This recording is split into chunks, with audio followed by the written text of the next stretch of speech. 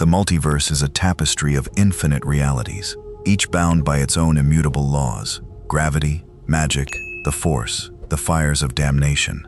But tapestries fray, threads slip loose, and when one universe's darkest hunger reaches across the void into a galaxy that has never known hell, something is going to burn. Dathomir did not welcome outsiders. Its blood-red trees curled like claws against a bruised sky, and the wind carried the scent of iron and old magic. Beneath the ruins of a Night Sister stronghold, one of the few covens to survive the purges that had scattered their sisters across the outer rim, Mother Talzin's last acolytes knelt in a circle of black candles and older, hungrier things. Their leader, a scarred witch named Ashuk Ren, pressed a dagger to her palm and let 3 drops of blood fall into a basin of bone ash.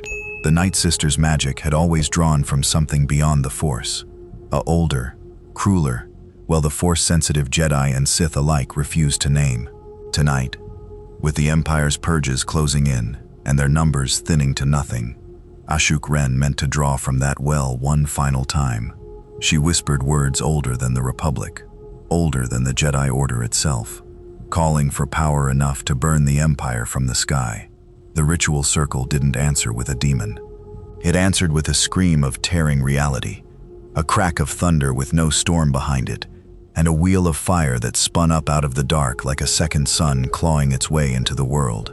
The Night Sisters staggered back as a motorcycle, wrong, alien, its frame wreathed in flame that gave no heat shimmer and cast no smoke, screamed out of nothing, and skidded across the obsidian stone. Its rider was worse. A skull wrapped in fire instead of flesh, a leather jacket that should have burned to ash but didn't, twin points of hellfire where eyes should be, and a chain wound across one shoulder that seemed to hum with its own low, furious pulse. The being sat astride the bike for a long moment, taking in the alien sky, the twin moons, the ruins, the witches, and when it spoke, its voice came from somewhere far beneath the words themselves, a sound like a furnace door grinding open. Where am I? It wasn't a question. It was a demand made by something that had asked it before, in other broken places, and never liked the answer. Johnny Blaze had stopped trying to explain the specifics of it to himself a long time ago. He'd made a deal with the devil to save his father's life, and the devil had left a curse behind instead of a blessing. A spirit named Zarathos bonded to his bones, surfacing whenever evil drew close enough to smell. He rode as the Ghost Rider to punish the guilty, to make them see, in one merciless instant, the true weight of everything they'd done. That was the deal. That was the curse. That was the only law he'd ever really understood. This place had no gallows humor to it, no comforting familiarity of desert highway or neon-lit sin. The stars here were wrong. Too many, arranged in patterns his human mind, buried somewhere beneath the fire, didn't recognize. And worse, he couldn't feel hell here. No contract's tether, no Mephisto's leash tugging at the back of his skull, reminding him whose name he burned for. For the first time since the curse had taken him, Johnny Blaze, buried under the rider's flame, felt something he hadn't expected, untethered. Ashuk Ren recovered first, dropping to one knee before the burning apparition with the fervor of a woman who'd gotten exactly what she prayed for, even if she didn't understand what it was. "Spirit," she said, voice trembling with triumph, "you have answered our summons. We call upon your power to—" The rider's skull turned toward her, fire guttering low and cold. "I don't answer to witches," it said. "I answer to guilt." Behind the Night Sisters, one of the younger acolytes, barely out of her novice trials, her hands still stained with the blood of the ritual, flinched at the words, and something in the rider's burning gaze caught on her like a hook catching flesh. Not evil, not yet, but afraid, and guilty of things this new world hadn't taught the Ghost Rider how to measure. Far above Dathomir's poisoned canopy, an Imperial long-range sensor array picked up an energy discharge that defied every classification in its database. A spike of heat and radiation, with no fusion signature, no ion trail, nothing the Empire's engineers had ever cataloged. The report would reach Coruscant within the hour. It would reach someone far more dangerous than a sensor technician not long after that. And somewhere in the vast, cold current of the Force itself, A ripple spread outward from Dathomir like a stone dropped into still water, felt not by machines, but by the handful of Jedi still breathing in a galaxy that had hunted their kind to near extinction. One of them, hidden on a backwater moon 3 systems away, opened her eyes in the middle of meditation and went very still. Something had entered the galaxy that the Force had no name for. If you want to see more crossover battles and unexpected universe collisions, hit that subscribe button and drop the name of a character and universe you'd want to see in the comments below. Let's explore the infinite together. The fire on Dathomir hadn't come to answer anyone's prayers. It had come, as it always did, looking for the guilty. And this galaxy, Johnny Blaze was about to discover, kept its guilt in places even hell had never thought to look. The candles guttered as the Ghost Rider swung one leg off the hellfire bike, boots striking stone with a sound like a coffin lid closing. Ashuk Ren did not retreat. Whatever fear rippled through the younger acolytes behind her, she had spent too many years clawing survival out of a dying coven to flinch now. "You were called through blood," she said, circling the burning figure with the wary confidence of a woman who had bent spirits before. "Blood binds. That is the oldest law of this place, older than the Jedi, older than the Sith. You owe us a debt, spirit." The rider's skull tilted, fire crackling low across bone. I've heard that line before, from better liars. Behind Ashuk Ren, the acolytes had begun murmuring old binding chants under their breath, the same guttural Dathomiri words that had once bent rancors and reeks to Night Sister Will. Ashuk Ren raised both hands, and dark tendrils of magic, not the Force exactly, but something adjacent to it, something older and hungrier, coiled up from the bone ash basin and lashed toward the burning rider's wrists. They should have worked. Night Sister binding magic had chained Sith lords in ages past. Instead, the hellfire chain at Johnny's shoulder came alive on its own, whipping outward faster than a blaster bolt and shattering the dark tendrils mid-air in a burst of green-black sparks. The rider hadn't moved, hadn't even seemed to notice the attempt beyond a slow exhale of flame from what remained of Johnny Blaze's throat. "Zarathos doesn't kneel for coven magic," the rider said, and for the first time, something almost like amusement threaded through the furnace growl of his voice. "He's been leashed by better. Mephisto himself couldn't always hold the chain." Ashuk Ren's confidence cracked just slightly at the name. Though she didn't recognize it, she recognized the weight behind it, the casual admission of a power structure so far beyond her understanding that her ritual circle looked like a child's chalk drawing by comparison. She had wanted a weapon. She had gotten something that made her feel, for the first time in years, genuinely small. "Then what will you answer to?" she demanded, masking fear with defiance. "Every spirit answers to something." The rider was quiet for a long moment. When he spoke again, it was quieter and stranger, and somehow more honest than anything the witches had heard yet. "I don't know yet. Ask me after I find something worth burning." He turned from her, an act of dismissal more devastating than any threat, and his burning gaze swept the ruined stronghold, the black trees, the eerie double-moon sky. Something in him, in the part of Johnny Blaze that still remembered being a man instead of a curse, cataloged details the way he always had, on instinct. No highways here, no gas stations, no cell towers, no scent of exhaust or asphalt. A world that ran on something he didn't recognize. Good. Different rules meant different sins to punish, and different sins meant he'd have work to do while he figured out how to get home, assuming home was even a direction that existed from here. That was when the youngest acolyte, the one whose hands still bore the ritual's blood, made her mistake. Terrified, desperate to prove her worth to a coven that had little patience for weakness, she lunged for the hellfire bike's controls, thinking perhaps that possessing the vehicle might grant her some fraction of the spirit's power. Her fingers never touched the metal. The rider's gaze fell on her, and the fire in his skull didn't flare. It focused, twin points of hellish light narrowing on her like a predator recognizing prey. Something ancient and merciless in him reached toward her, searching automatically, hungrily, for the weight of guilt the Penance Stare always found in the truly wicked. And found almost nothing, a flicker of fear, a thread of desperation. The ordinary, human-shaped guilt of a girl who had done nothing worse than want to survive in a galaxy built to grind people like her into dust. Nothing that answered the stare's true hunger. Nothing that burned. The rider recoiled, an actual, physical flinch, chain rattling against his shoulder, as though he'd reached for a familiar door handle and found the wall solid stone instead. "That's not right." Johnny's voice surfaced beneath Zarathos's growl, raw with confusion. "That's not. Where's the weight? Where's the sin?" Ashok Ren watched the burning spirit stagger, genuinely disoriented for the first time since his arrival, and some old survival instinct told her that whatever had just happened mattered more than any binding ritual ever could. The spirit's greatest weapon, the one that had clearly, silently promised violence against her coven only moments before, had simply failed, not been blocked. Failed, like a key turned in the wrong lock. She didn't understand why, but she understood opportunity. "Perhaps," she said carefully, circling back into the space the rider's confusion had opened.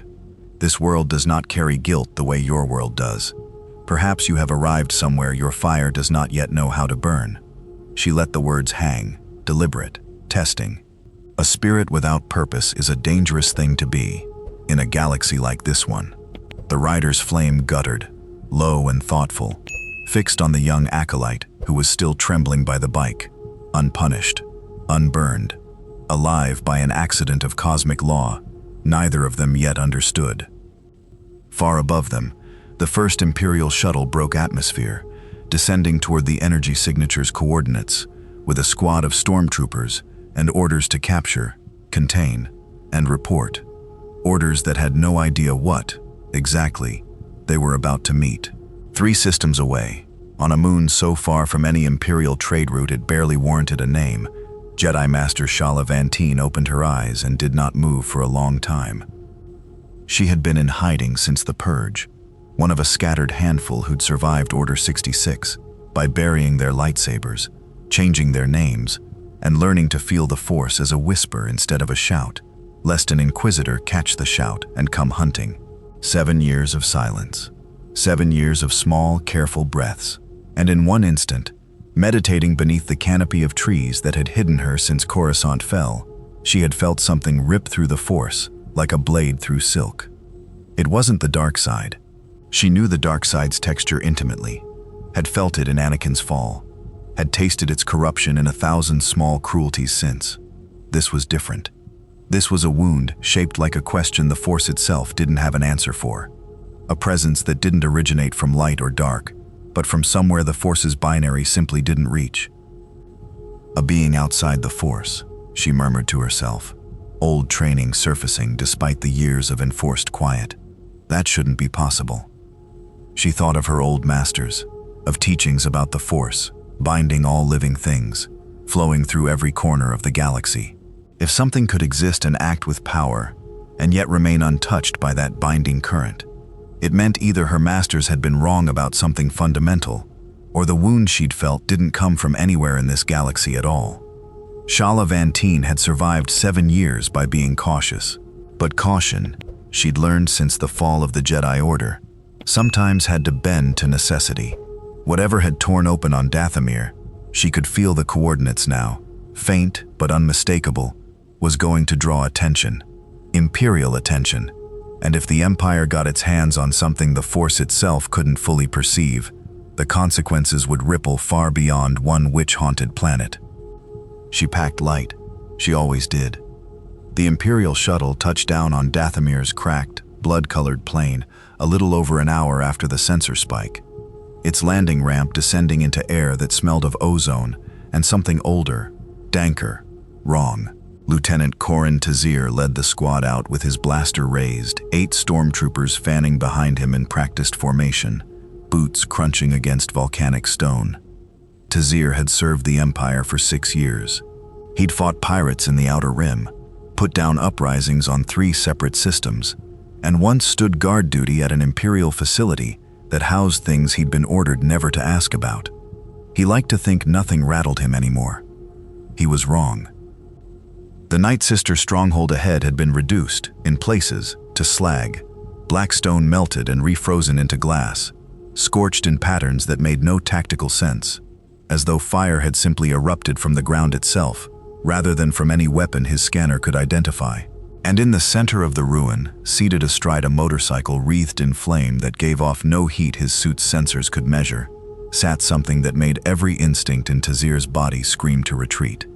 "Identify yourself," Tazir barked, more out of procedure than any real expectation of an answer. His squad fanned into a firing arc around the ruin's edge, weapons trained on the burning figure. The skull turned toward them, slow, unhurried, fire licking along bone in lazy ribbons. "You've got guns," the rider said, voice grinding up from somewhere that had nothing to do with vocal cords. "That's usually a sign I'm in the right place." Tazir didn't understand the words, not really, but he understood the tone, the casual, terrible confidence of something that had faced down worse than 8 stormtroopers and a lieutenant 1,000 times before, and walked away unmarked. His finger tightened on the trigger. "Open fire." Bolts of blue light lanced across the clearing. A full volley from 8 blasters aimed true, point blank, no room for miss. Any target on Dathomir, beast, witch, or man, should have gone down under that barrage. The Ghost Rider didn't move. Bolts struck flame and vanished, absorbed into the hellfire wreathing his frame like water hitting a furnace, hissing into nothing without so much as staggering him. He didn't retaliate immediately, simply sat there, letting the volley exhaust itself, watching the troopers' rising panic with the patient, terrible curiosity of a predator, gauging whether prey was worth the effort. "Feels different than lead," Zarathos mused, almost conversational, tilting his skull as the last bolt fizzled against his shoulder. Faster, hotter, still doesn't mean anything. Tazir had seen his share of horrors, but he had never seen a full squad volley simply fail to matter. He keyed his comm with a hand that wasn't quite steady. "Command, this is Ground Team Dathomir. We have an unidentified hostile, blaster-resistant, repeat, blaster-resistant, requesting immediate." The rider's chain moved before Tazir finished the sentence, uncoiling from his shoulder in a single fluid whip crack that closed the distance between them in less time than the lieutenant's mind could process as movement. It didn't kill him, didn't even burn him. It simply wrapped once around his blaster and yanked, sending the weapon skittering across scorched stone, and left the length of chain hovering an inch from Tazir's throat like a promise deferred. "Relax," the rider said, and something in the way he said it made clear the mercy was a choice, not a limitation. "I haven't decided yet if you're guilty of anything." From the tree line at the clearing's edge, unseen by Imperial sensors and unfelt by the rider's alien senses, Ashuk Ren watched the confrontation with calculating eyes, already reworking the shape of her plans.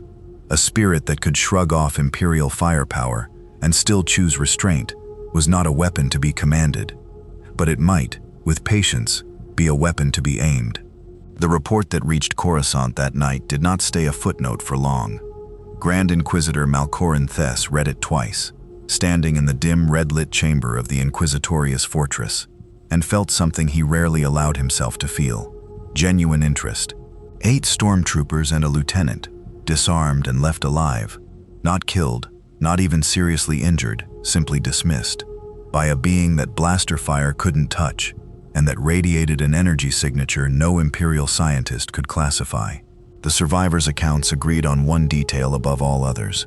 It looked like death itself had climbed off an ancient funeral pyre and gone looking for someone to punish. Thess had spent years hunting the last scattered Jedi, and in that time he'd developed an instinct for the difference between exaggeration and genuine anomaly. This report smelled like the latter. And there was another detail, buried in the sensor logs, that interested him more than the fire or the indestructibility. For one fraction of a second, as the entity's presence had spiked on Dathomir, deep-range force sensors calibrated to detect Jedi and Sith activity alike had registered something and immediately lost it again, as though the being existed in a blind spot the force itself couldn't hold steady. A gap in the force. Thess had heard old Inquisitorious legends of such things, theories mostly dismissed, that the force's binary might have edges, places where its light and dark simply didn't reach. If those legends were true, And if something from beyond that edge had just clawed its way into the galaxy, then it represented either the greatest weapon the Empire had never built, or a threat capable of unraveling doctrines the Inquisitorius had spent years enforcing. Either way, it needed to be found, contained, understood. "Prepare my ship," Thes told the acolyte hovering at the chamber's threshold. "I'm going to Dathomir myself." Back on the Crimson Plain, Johnny Blaze, or what remained of him beneath Zarathos's dominant burn, sat astride the hellfire bike and stared at his own hands, watching flame ripple across knucklebones that shouldn't have been able to grip anything at all. The confrontation with the stormtroopers had left him with more questions than the arrival itself. They didn't feel guilty, he said, to no one, to the ruins, to whatever fragment of Zarathos was still listening from somewhere beneath the shared fire. Scared, sure, following orders, obviously. But guilty? Nothing. Same as the witch's little acolyte, same as nothing here. Zarathos's voice answered from somewhere deeper, older, hungrier than Johnny's own thoughts. A presence he'd spent years learning to argue with, negotiate with, occasionally lose to entirely. This place measures its sinners differently. There is a current here, vast, ancient, older than Mephisto's contracts. It does not judge. It simply flows. Light and dark, bound together, indifferent to guilt as your world understands it. So the stare's useless. Not useless, blind. There is a difference. Somewhere in this current, there are things that would burn beautifully under your gaze. Beings who have given themselves fully to darkness, the way sinners on your world give themselves to greed or cruelty. I can feel them, distantly, like heat behind a wall. We simply have not found the wall's door yet. That was the first time since crossing over that Zarathos had said "we" instead of asserting sole ownership of the body they shared. And Johnny, buried, human, tired in a way that had nothing to do with physical exhaustion, took small, grim comfort in it. Whatever else this galaxy was, it was forcing something like cooperation between the two of them that Hell's familiar rules had never quite required. He didn't get long to sit with the thought. Ashuk Ren approached again, alone this time, her acolytes withdrawn to a wary distance. She'd had hours to reconsider her strategy, and whatever fear the failed binding had put into her, she'd folded it into something colder and more useful. "You said you don't know what you'll answer to," she said without preamble. "I have a proposal, not a binding, a trade." The rider's fire flickered, listening. "The Empire hunts my coven because we would not bow to their inquisitors. They killed my sisters. They burned our sacred groves. If you seek the truly guilty in this galaxy, beings who have drowned themselves in cruelty, who have murdered without remorse, and call it order, I can point you toward more of them than you could burn through in 100 years. Her eyes glittered, calculating and honest in equal measure. "Help me survive what's coming.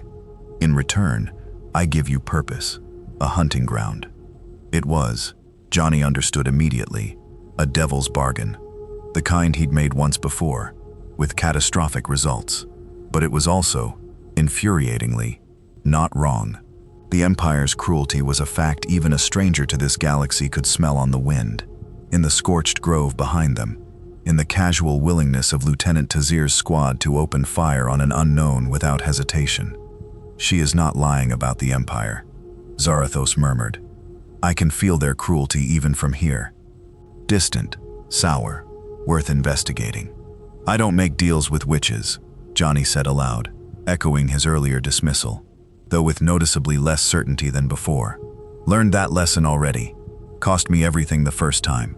"Then don't make a deal," Ashuk Ren said simply. "Just go looking. I'll be here if you decide the hunting ground interests you." She turned to leave, then paused, glancing back over her shoulder. "For what it's worth, Spirit, the Empire is sending someone who hunts things like you for a living. You'll want to know that before he arrives." She vanished back into the tree line, leaving the Ghost Rider alone with the ashes of a failed ritual. A squad of shaken stormtroopers retreating shuttle trail, fading against the twin moons, and the first cold certainty that this galaxy's war had already marked him as a piece on its board, whether he chose a side or not. Shala Vantine reached Dathomir's outer atmosphere 2 days after the ritual. Piloting a battered YT-1300 freighter she'd bartered off a Rhodian smuggler years ago and kept flying on stubbornness and spare parts. She'd felt the wound in the Force grow no clearer during the journey. If anything, it had become stranger, a presence that seemed to flicker between existing and not existing, as though the galaxy itself hadn't yet decided how to categorize what had arrived. She set down a full day's hike from the coordinates, old caution asserting itself even now. Imperial patrols would be watching Dathomir closely after whatever had happened here, and a lone Jedi, even one who no longer carried a lightsaber openly, was still the single most dangerous thing she could be caught being. She found the burned grove by nightfall, and the being sitting at its center by the light of his own impossible fire. He didn't turn as she approached, though she was certain he'd sensed her. The low murmur of flame shifted, subtly, in a way that suggested attention rather than surprise. "Another one come to make a deal?" the rider said, voice like gravel dragged through a furnace. "I'm not here to bargain," Shala said, stopping at a respectful distance, hands visible, empty. "I'm here because I felt you arrive from 3 systems away, and I wanted to understand what I felt before someone worse came looking for the same answer." That got his attention. The skull turned, twin points of hellfire settling on her with unreadable weight. "You felt me, from that far. The Force connects everything in this galaxy. Every living thing leaves a ripple in it, however faint. You," she hesitated, searching for the right description. "You didn't ripple. You tore. Like something reaching in from outside a room and knocking over the furniture, without ever stepping through the door. She perceives more than the witch did," Zarathos murmured, and for once, there was something almost like respect in the assessment. "Careful, Johnny. This one is not lying, and she is not weak." Johnny surfaced enough to speak with something closer to his own voice, flame guttering low around the words. "You're not what the Empire sent, are you?" In Tazir's people looked a lot more trigger-happy. "I'm what's left of an order the Empire tried to erase," Shala said simply. "Jedi, or what one becomes after hiding for 7 years." She studied him. The fire, the chain coiled at his shoulder, the bike whose engine seemed to breathe rather than idle. "I don't know what you are, but I know the Force can't fully see you, which means the Force can't fully judge you either. That makes you dangerous to everyone who's watching.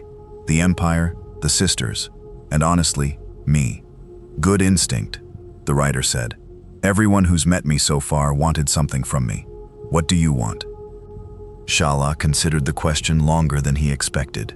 "I want to know if you're going to make this galaxy's war worse, or if there's a chance you'll make it better. I've seen what unchecked power does when it answers only to itself. I watched a man I trained beside become the thing that hunted my order into hiding. I'd rather understand you now than fight you later." It was, Johnny realized, the first honest thing anyone in this galaxy had said to him since he'd arrived.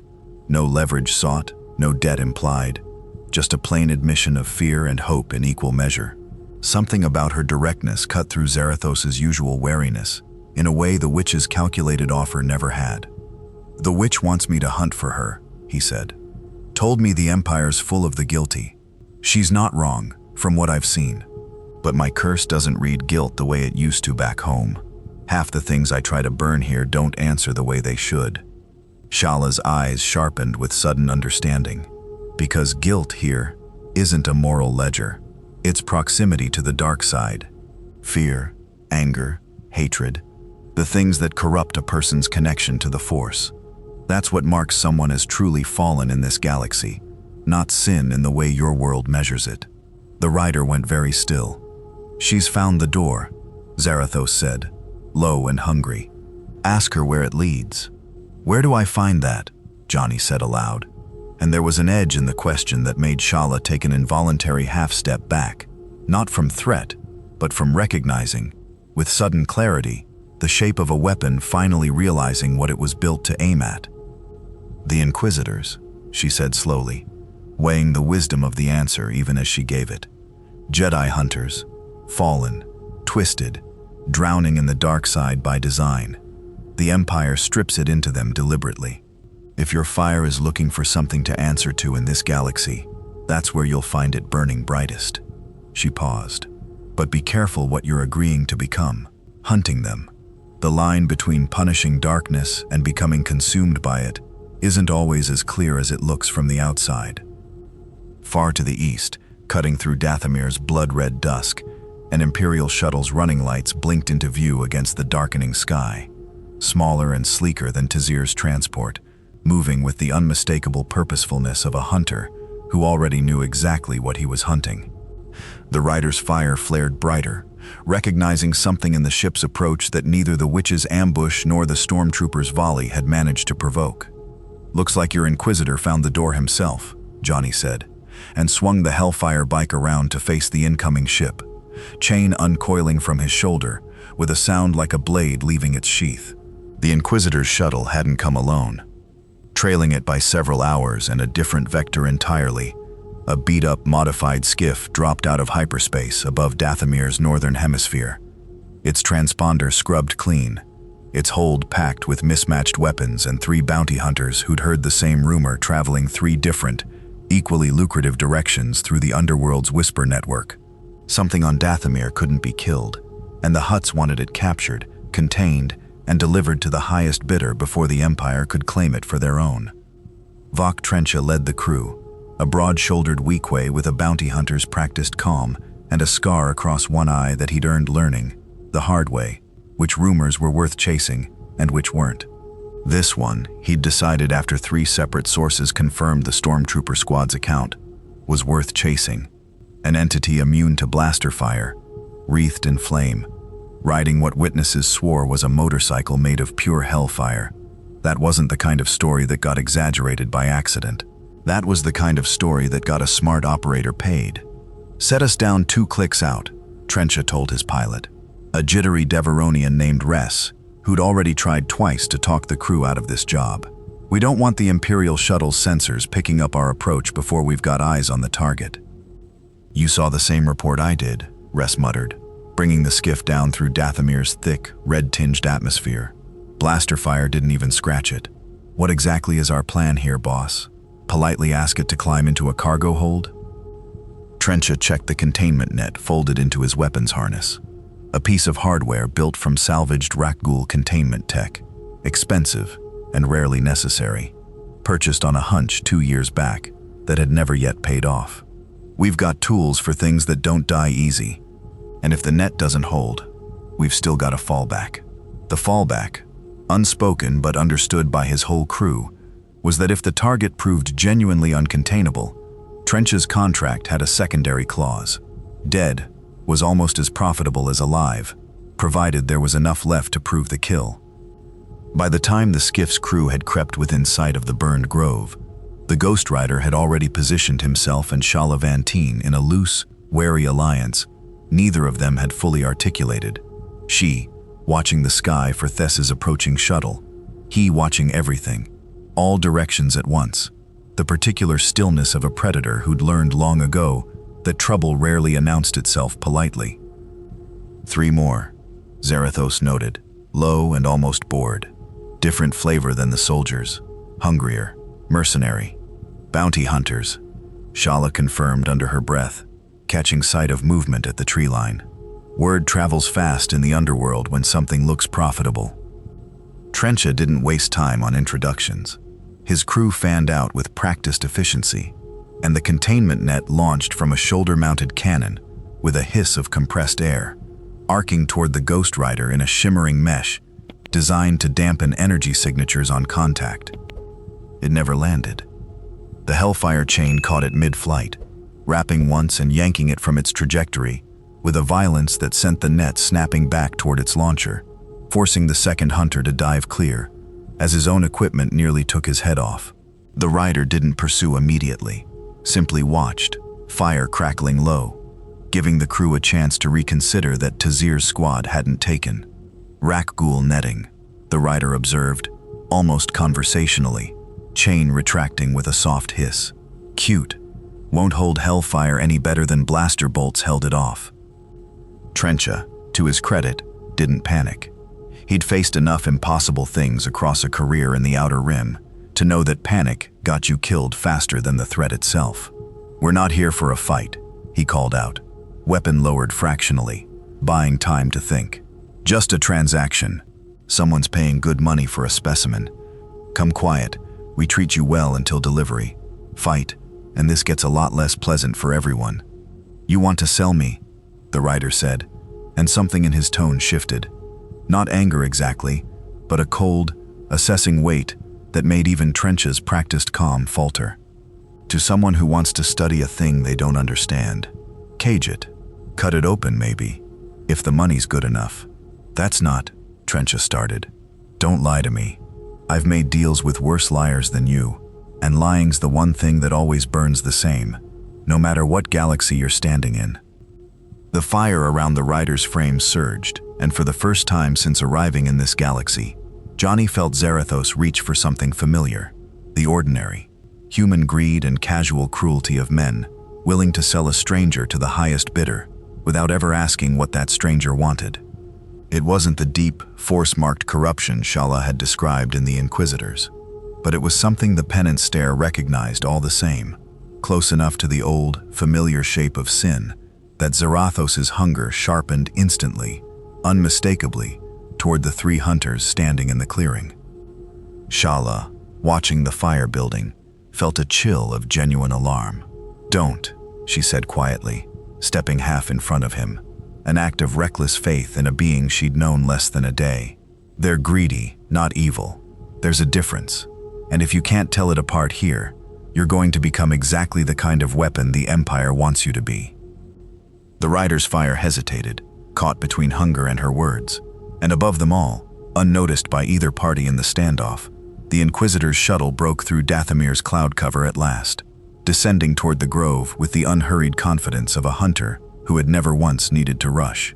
The Inquisitor's shuttle landed with a precision that made Trench's crew look like amateurs by comparison. No wasted movement, no scattered formation, just a single ramp descending in silence, and a lone figure stepping out into the grove's firelit dark.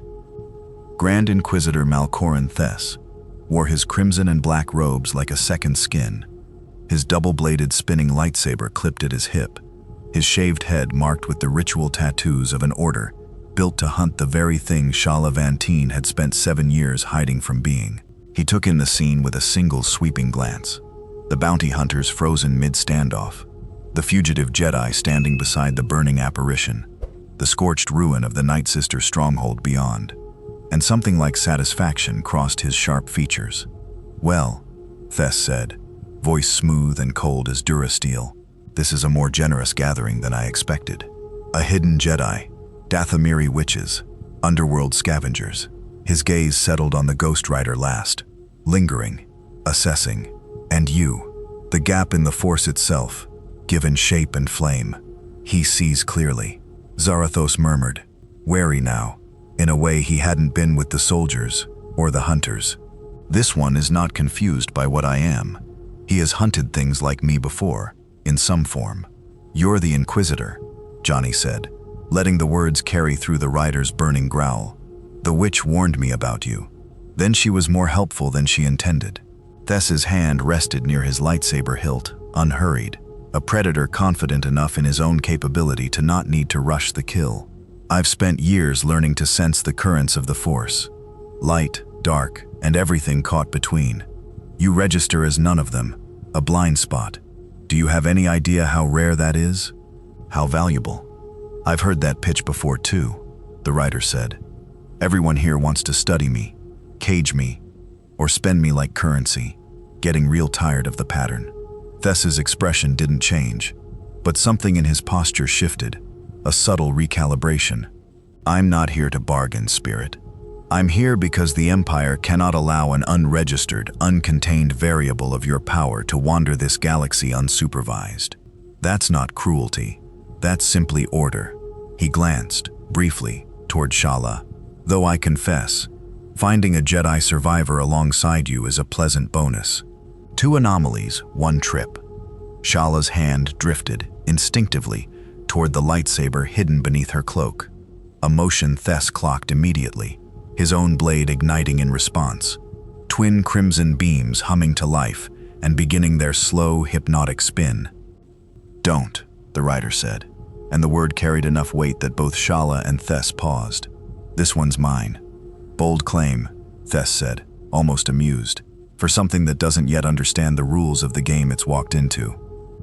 "I don't need to understand your rules," the rider said, dismounting the hellfire bike in a single fluid motion, chain already uncoiling from his shoulder with a low, hungry hiss. "I just need to know if you're guilty." And Inquisitor, the twin points of hellfire in his skull flared, brighter than they had all night, fixing on Tess with sudden, terrible focus. "Something about you finally answers." For the first time since crossing into this galaxy, the Penance Stare found purchase. It wasn't the full weight of the technique. Johnny could feel that immediately. Some instinctive sense that this connection was thinner, stranger, filtered through force corruption, rather than the direct moral ledger hell had always granted him back home. But it was something, a thread of genuine darkness in Tess's soul that the rider's curse recognized and locked onto, like a hound catching scent after days of confused wandering, years of hunting and killing former friends, younglings, once, in the earliest days of the Purge, before conscience had been burned entirely out of him by Imperial conditioning. Guilt buried so deep under duty and doctrine that Tess himself had stopped consciously acknowledging it existed. Tess staggered, one hand flying to his own temple, crimson blade wavering mid-spin as something ancient and merciless dragged old memories to the surface of his mind, with brutal, unrelenting clarity. "What?" he gasped, genuine shock cracking through his composure for the first time. "What is this?" "Recognition," the rider said, advancing, chain coiling taut. "Your force didn't want to see it. Mine doesn't have that luxury." Shala watched, transfixed and horrified in equal measure, as an Imperial Inquisitor, a man she'd have called an irredeemable monster only hours ago, dropped to one knee under the weight of a punishment that had nothing to do with lightsabers or the Force at all. Whatever cold satisfaction she might have expected to feel didn't come. Instead, she felt something closer to dread, watching a power capable of unmaking a person from the inside out, wielded by a being that had only just, moments ago, been uncertain whether it could tell the difference between simple greed and true corruption. "Enough," she said sharply, stepping forward despite every survival instinct screaming otherwise. "You've made your point. Don't become the thing you're hunting." The rider's fire hesitated, chain slack, and for one suspended moment, the entire grove held its breath. Tess gasping on one knee, the bounty hunters frozen at the clearing's edge.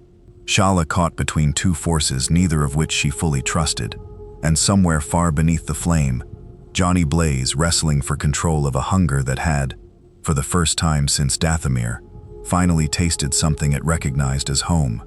Tess broke the moment first, driving himself back to his feet through sheer force of will, crimson blade snapping back to full spin as fury replaced shock on his sharp features. Whatever the rider's stare had shown him, he buried it fast, the way men trained by the Empire's cruelest schools always learned to bury things. "Impressive parlor trick," he said, voice rougher than before but steadying with every word. "But I did not survive the purge by breaking at the first unfamiliar sensation." His blade angled toward the rider, twin crimson beams humming with barely leashed violence. "You've shown me exactly what you are now, a weapon that reads guilt like a scanner reads a data chip. The Empire will find that very useful, once you're properly contained."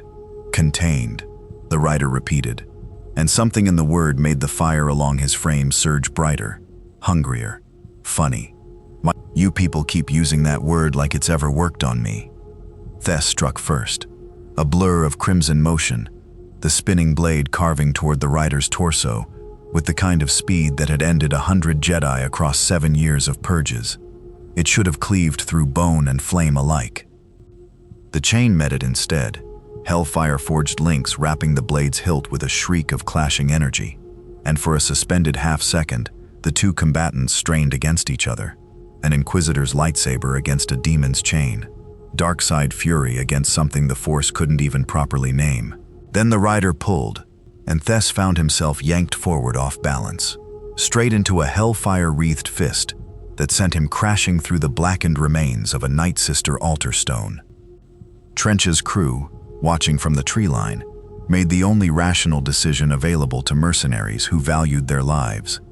They retreated toward their skiff without another word, abandoning the containment net and, implicitly, the entire contract. Whatever the Hutts were paying wasn't worth becoming collateral in a fight between an Imperial Inquisitor and a demon. Thess rose from the rubble with blood on his lip and murder in his eyes, but also, buried beneath the fury, visible only to someone watching as closely as Shala was, something that looked almost like fear. He'd hunted Jedi who could bend durasteel with their minds, Sith artifacts that whispered madness into a person's skull. He had never faced something that could simply reach into him and drag old, buried guilt into the light without permission. "You're afraid," Shala said quietly, more to herself than anyone, watching the confrontation with the clarity of someone finally understanding the shape of the danger in front of her. Not afraid of the fire, or the chain, or the rider's inhuman strength. Afraid of being seen. Thess didn't answer her. He raised a hand instead, and dark lightning crackled from his fingertips, a technique born of pure Sith teaching, channeling raw, corrosive force energy in a stream aimed square at the rider's chest. It struck, and for the first time all night, the rider actually staggered. "That one's different," Zarathos hissed, genuine alarm threading through the growl for the first time since arrival. "That's not blaster fire, Johnny. That's the dark current itself, given a weapon's shape. It knows how to hurt something like us." Johnny felt it too. A cold, corrosive pain, unlike anything Hell's fires had ever produced. The sensation of a fundamentally alien energy finding a crack in what he'd assumed was invulnerability and pouring through it. He dropped to one knee, fire guttering, and understood with sudden, sharp clarity that this galaxy's rules cut both ways.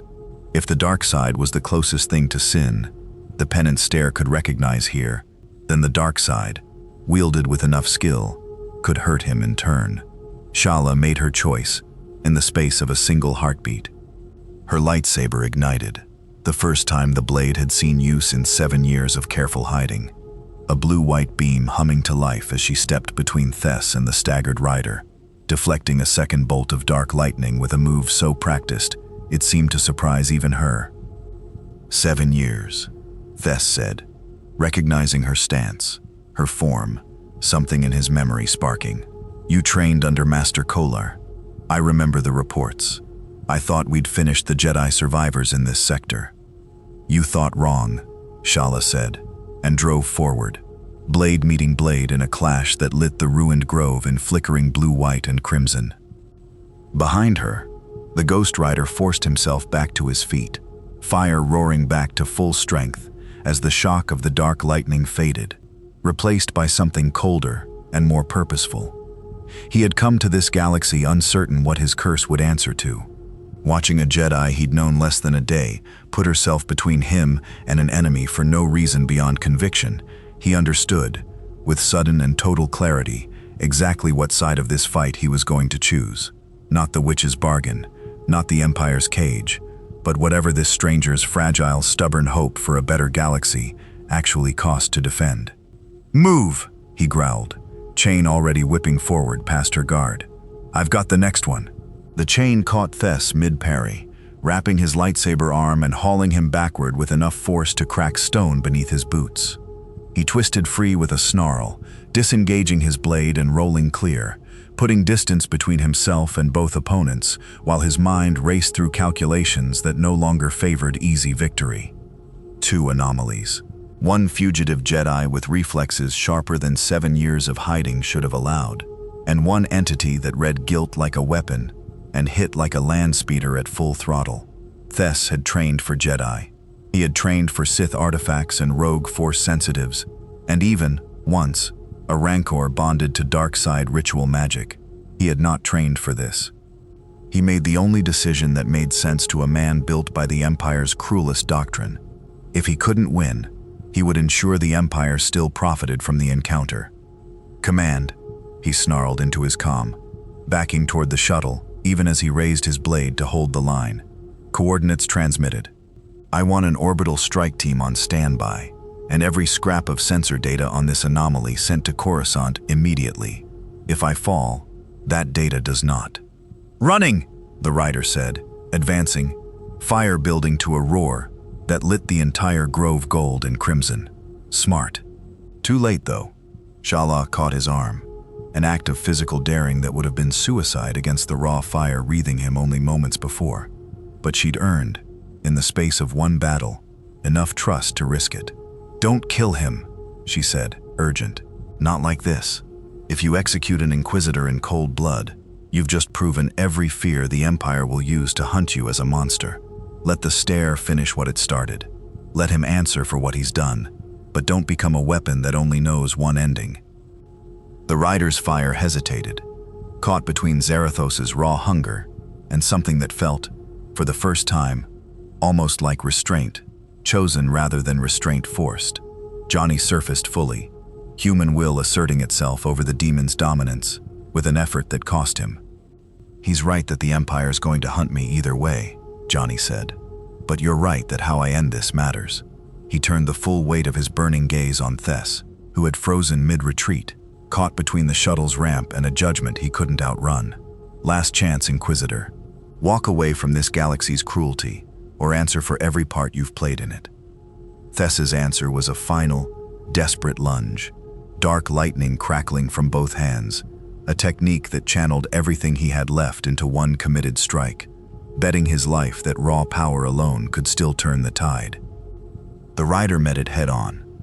Hellfire and dark lightning collided in the grove's center, a detonation of light and sound that shattered what remained of the Night Sister altar and sent shockwaves rippling through the blackened trees. For a long, terrible moment, neither force gave ground, Zarathos's ancient hunger straining against the raw current of the dark side itself. Johnny's human will, the only thing keeping the collision from consuming everything within 100 meters. Then the Penance Stare found its true purchase. Not the filtered, uncertain thread from before, but the full, merciless weight of the technique. Finally recognizing in Thess's desperate, cornered fury the complete shape of a life built entirely on buried guilt and Imperial doctrine. Every younger he had hunted, every Jedi who had begged before the killing blow, every night he had told himself it was order, not cruelty, and believed it because believing was easier than breaking. Thess screamed, not in pain exactly, but in the particular horror of a man forced to see, all at once, everything he had spent 7 years refusing to feel. His lightsaber clattered from nerveless fingers. He collapsed to his knees in the wreckage of the altar, dark lightning fading from his hands, replaced by something that looked, for the first time since his arrival, genuinely human. The rider stood over him, fire banked low, chain coiled and still. "That's the sentence," Johnny said quietly. Zarathos's hunger finally, fully sated in a way it hadn't been since crossing into this galaxy. You don't die today, you live with it, every day, for as long as it takes to actually change something.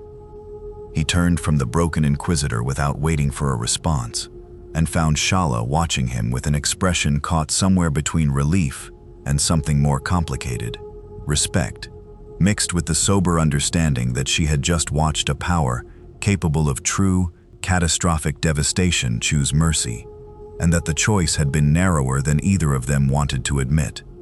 Above them, the sky was already beginning to lighten toward dawn, and in the distance, the low hum of an approaching Imperial cruiser's engines confirmed that Thess's final transmission had not gone unanswered.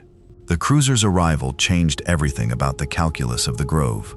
Where a single Inquisitor and 8 stormtroopers had been a fight worth having, a capital ship's worth of Imperial forces descending on Dathomir's surface was a different proposition entirely, one that no amount of hellfire or Jedi conviction could simply burn through. "They'll have TIE squadrons in atmosphere within minutes," Shala said, already moving toward her freighter, old survival instincts overriding everything else. Whatever data Thess transmitted, the Empire isn't sending a diplomatic envoy to collect it. Ashuk Ren emerged from the tree line as the first distant shriek of TIE engines split the dawn sky, her earlier calculation replaced by something more urgent. "The Empire will raise what's left of this grove to the ground, rather than let either of you walk free with what you know," she said. "I have transports hidden 2 kilometers south, old smuggling routes, off Imperial charts. Whatever you decide, Spirit, decide fast. Johnny, fully surfaced now, Zarathos's hunger banked to something calmer, more deliberate, looked between the witch's offer, the Jedi's freighter, and the broken Inquisitor still kneeling amid the altar's wreckage, and understood that this galaxy had just handed him the exact choice every faction landscape always eventually demanded. Pick a side, or forge one of your own. He chose neither. I'm not joining your coven, he told Ashuk Ren, and I'm not becoming whatever weapon the Empire's afraid I already am.